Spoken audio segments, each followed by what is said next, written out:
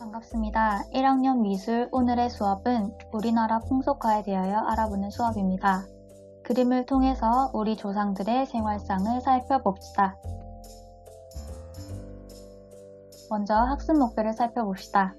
첫째, 풍속화의 정의와 특징을 설명할 수 있다. 둘째, 김홍도와 신윤복의 풍속화를 비교하여 분석할 수 있다. 열심히 일하는 소작인들과 곰방대를 태우며 이를 한가롭게 구경하는 마름의 모습을 표현한 김홍도의 벼타작, 단오날 그네를 뛰는 여인들의 모습을 담은 신윤복의 단오풍정, 병아리를 물고 도망가는 고양이를 쫓는 사람을 그린 김득신의 파적도. 우리는 이들 그림 속에서 이야기를 읽어낼 수 있습니다. 이렇게 그림 속의 이야기를 담은 그림을 풍속화라고 합니다.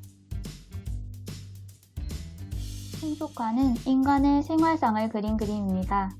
즉, 민간의 풍속, 서민, 양반 등 우리의 생활 풍속을 그린 그림입니다. 우리는 풍속화를 통해 제작된 당시의 생활상을 파악할 수 있습니다. 귀족, 양반이 아닌 일반 서민들의 생활상을 그렸다는 이유로 조선시대에는 속화, 즉 천안 그림으로도 불렸지만 그럼에도 풍속화는 우리 조상들의 진솔한 생활상을 파악할 수 있는 소중한 기록유산입니다. 그렇다면 우리나라 풍속화는 어떻게 변해왔을까요? 풍속화의 역사를 살펴봅시다. 우리나라 풍속화의 역사는 고구려 고분벽화에서 그 시작을 찾을 수 있습니다. 고구려의 고분, 즉 무덤 내부에서는 많은 벽화가 발견되었는데 그 중에서도 무용총에서 발견된 무용도, 수렵도 벽화는 당시의 생활상을 생생하게 보여주는 좋은 예라고 할 수 있습니다. 이들 고분 벽화는 묘지 주인의 살아생전 생활상을 그린 풍속화로 아주 역동적이고 진취적으로 표현되었습니다. 고구려 사람들은 이런 풍속 벽화를 통해서 죽어서도 생전과 같은 즐거운 삶을 살고 싶다는 소망을 표현했습니다. 시간은 통일신라, 고려를 지나 조선으로 흘러 서민들의 생활상을 표현하는 풍속화로 점차 발전하게 됩니다. 조선 초기에는 경직도라는 풍속화가 많이 제작되었습니다. 경직도는 농사를 짓고 누에치고 비단 짜는 백성의 생업을 그린 풍속화입니다. 백성들이 일하는 모습을 그린 풍속화이지만 이는 백성이 아닌 임금을 위한 그림이었습니다. 임금으로 하여금 백성들의 생활을 이해시켜 스스로 근검절약하게 하고 바른 정치를 하도록 하기 위한 그림이었죠. 백성의 고된 삶을 이해하기 위한 좋은 취지로 제작된 그림이지만 그림 속 인물들의 딱딱하고 경직된 표현들, 인물들의 얼굴이 조선인의 얼굴이 아닌 중국풍의 인물 표현이라는 점은 조선 초기 풍속화의 한계라고 할 수 있습니다.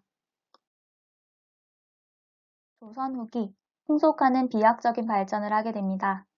조선 초기 풍속화의 한계였던 중국풍 인물 표현에서 벗어나 동글동글한 얼굴형의 가늘고 긴 눈, 조선만의 인물 표현으로 우리만의 개성적인 표현을 시도하게 되었고, 이제는 임금과 양반, 지배계층만을 위한 그림이 아닌 서민들 역시 그림을 즐기고 소유할 수 있게 됩니다. 이에 따라 그림의 주제 역시 도덕적이고 교훈적인 주제에서 벗어나 서민과 양반의 생활 모습을 진솔하고 해학적으로 익살스럽게 표현하는 주제가 많이 다뤄지게 됩니다. 그렇다면 조선 후기에 이렇게 풍속화가 발전할 수 있었던 이유는 무엇일까요? 이는 두 가지 정도로 정리할 수 있습니다.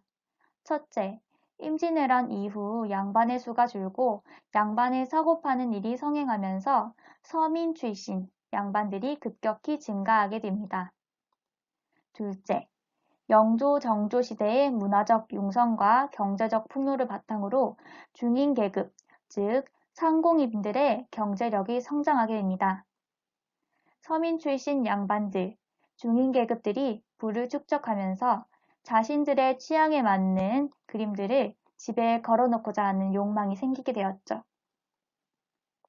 찐 양반이 아니었던 이들에게는 교훈적이고 도덕적 취향의 어려운 그림보다는 씨름하고 게임하고 놀러 다니는 자신들의 일상을 담은 친숙한 풍속화가 더 취향에 맞았습니다. 바로 여러분들이 잘 알고 있는 이런 그림들입니다.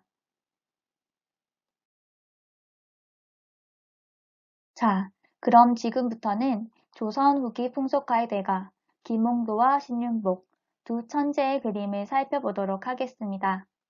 김홍도와 신윤복은 스승과 제자 관계로서 서로가 서로에게 많은 영향을 주어서 비슷한 점이 많습니다. 특히 생동감 넘치는 인물 표현으로 당시의 시대상을 굉장히 사실적으로 표현하는 점이 두 사람의 대표적인 공통점이라고 할 수 있습니다.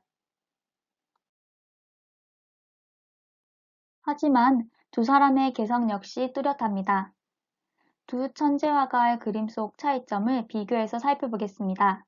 제시된 그림 두 가지를 자세히 살펴보면서 차이점을 살펴봅시다. 첫째, 주제면에서 김홍도는 놀이, 농사 등 일반 서민들의 생활상을 유쾌하게 표현했다면 신윤복은 서민보다는 기생들, 놀기 좋아하는 양반, 한량들의 풍류를 주제로 표현했습니다. 둘째, 색채면에서도 둘은 굉장히 다릅니다. 그림을 보면 알 수 있지만 김홍도는 채색을 거의 하지 않고 하더라도 아주 연하게 채색해 담백하게 표현을 했다면 신윤복은 다양한 색상을 진하게 채색해서 그림을 화려하게 표현했습니다. 특히 빨강, 노랑, 파랑, 초록, 검정 등 전통적인 오방색을 적극적으로 활용했습니다. 배경 표현에서도 김홍도는 배경을 생략해서 인물의 표정, 행동 등에 집중하도록 표현을 하였다면 신윤복은 배경을 적극적으로 표현해서 그림 속 상황에 전체적으로 조망할 수 있도록 표현하였습니다. 넷째, 그림의 표현면에서 김홍도의 그림은 굵고 강한 꺾임이 많은 선을 사용해서 굉장히 역동적으로 느껴지는 반면에 신윤복의 그림은 가늘고 섬세한 부드러운 선을 사용해서 여성적이고 정적인 분위기가 느껴지게 표현하였습니다. 조선 후기 미술계를 평정한 두 화가는 공통점도 차이점도 많았네요. 여러분들도 이제 조선 후기 풍속화 작품을 볼 때 이런 공통점, 차이점을 비교하여 살펴본다면 어떤 작품이 김홍도의 것인지, 어떤 것이 신윤복의 것인지 쉽게 구분할 수 있을 겁니다. 오늘은 풍속화에 대해 알아보았습니다.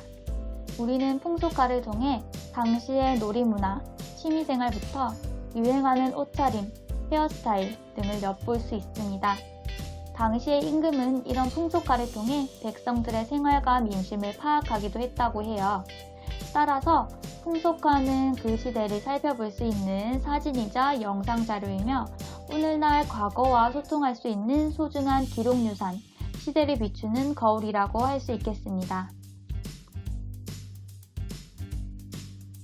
자, 그럼 오늘의 과제를 안내하겠습니다. 먼저 학습 영상을 꼼꼼히 본 후 줌으로 돌아와 선생님이 주는 카웃 퀴즈 링크로 접속을 합니다. 닉네임 입력란에는 학번과 이름을 정확히 입력하고 진행 순서에 따라 퀴즈를 푸시면 되겠습니다. 퀴즈의 점수는 작품 감상 참여도에 반영됩니다. 열심히 풀어주세요. 그럼 이상으로 풍속화 감상 수업을 마칩니다. 수업을 열심히 들어주셔서 감사합니다.